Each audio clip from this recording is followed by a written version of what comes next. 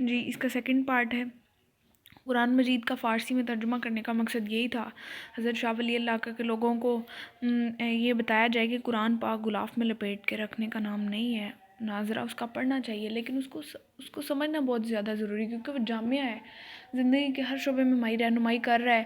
یہ مسلمانوں کو مسائل اسی وجہ سے پیش آئے کہ ان کو سمجھ ہی نہیں آ رہی تھی کہ قرآن اور حدیث نے احکامات کیا دیے، اور اس کے لیے وہ علماء کرام کے پاس چلے جاتے تھے۔ علماء کرام دنیا پرست تھے، علماء سو تھے، وہ حق اور باطل کو ملا کے اپنی صرف اس کے لیے نمائش کے لیے وہ لوگوں کو حق اور باطل ملا کے بتا رہے تھے اور لوگ اسی پر عمل کر رہے تھے۔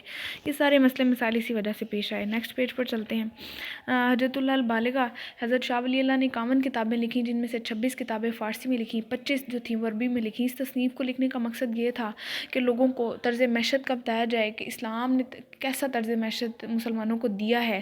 جو دولت کی اصل بنیاد ہے وہ محنت ہے، اور مزدور اور کاشتکار جو ہیں وہ اس قوت کا سرچشمہ ہے۔ وہ لوگ جو بیٹھ کے کرسی پہ صرف آرڈر دے رہے ہیں، ان کا اس دولت پہ کوئی حق نہیں ہے، ان کو معاشرے سے نکال دینا چاہیے۔ اور جوا اور عیاشی کے اڈے جب تک معاشرے میں رہیں گے، معاشرہ بدامنی کا شکار رہے گا، دولت کی تقسیم ہی صحیح نہیں ہو پائے گی، اور محنت کا پھل جب تک مزدور کو نہیں صحیح طرح سے ملے گا۔ بچوں یہ ایڈ بھی کرتے جائیے گا ساتھ، مزدور کو نہیں پھل ملے گا اس کی محنت کا، یعنی اس کو اس کی مزدوری پوری نہیں ملے گی، الٹا اس پر بھاری ٹیکس لگا دیے جائیں گے، تو کیا ہوگا؟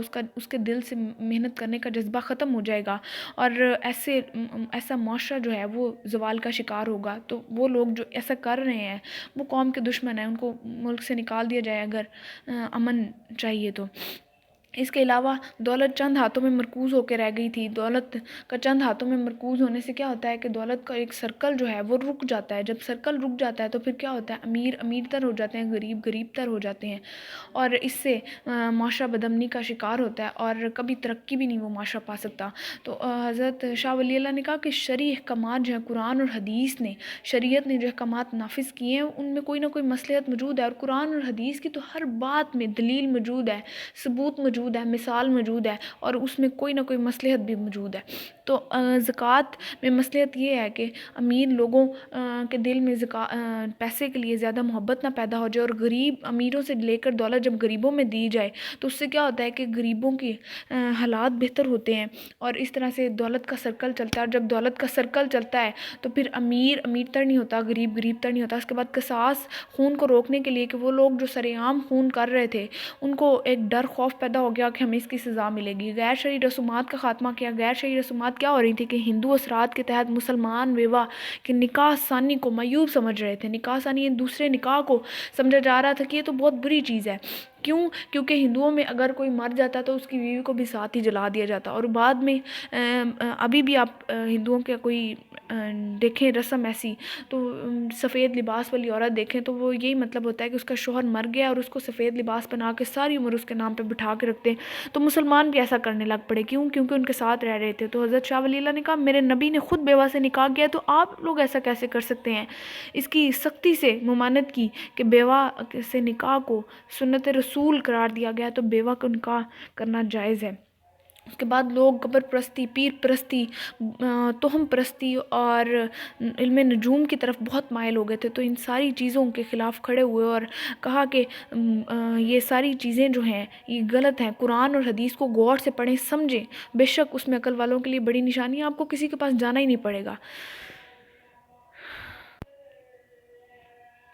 اس کے بعد بہت ساری رسومات، یعنی اگر فوتگی پر سوئم، چہلم، برسی، ایسی رسومات آج بھی آپ دیکھیں تو ہمارے معاشرے میں ایک شادی کی اور ایک فوتگی کی بہت ساری رسومات ہندوؤں سے مشابہت رکھتی ہیں، وہ اسی وجہ سے کہ ہم اور وہ اکٹھے رہے اتنے سال، اور اس وجہ سے بہت سی رسومات ہمارے اندر ان کے اندر ایک جیسی آ گئی، جبکہ اسلام نے اس کا حکم نہیں دیا۔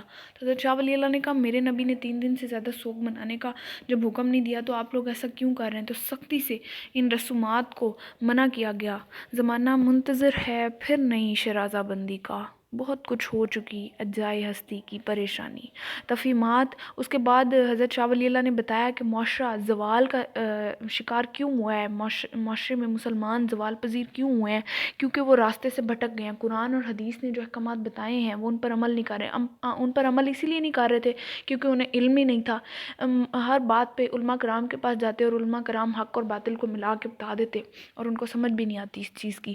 تو حضرت شاہ ولی اللہ نے کہا کہ روز محشر جب سب کہیں گے کہ یا اللہ نفسی نفسی، تو میرے نبی تب کہیں گے یا اللہ امتی امتی۔ تو میرے نبی نے تو اس طرح کی چیزیں، اس طرح کی باتیں بتائی ہیں کہ جبرائیل جب ہمسائے کے حقوق کے بارے میں بتا رہے تھے تو میرے نبی نے کہا، وہ کھڑے بتا رہے تھے اور مجھے یوں گمان ہوا کہ کہیں وہ ہمسائے کے حقوق کے یعنی وراثت میں بھی ہمسائے کا حصہ مقرر نہ کر دیں۔ اتنے زیادہ حقوق ہیں معاشرے میں رہتے ہوئے ایک انسان کے دوسرے پر۔ الفاظ الکبیر کے نام سے تصنیف لکھی، اس میں قرآن پاک کی تفسیر بیان کی۔ بچوں اپنا بہت خیال رکھیے گا اور اٹینڈنس ضرور لگائیے گا لیکچر اٹینڈ کرنے کے بعد۔ اللہ حافظ۔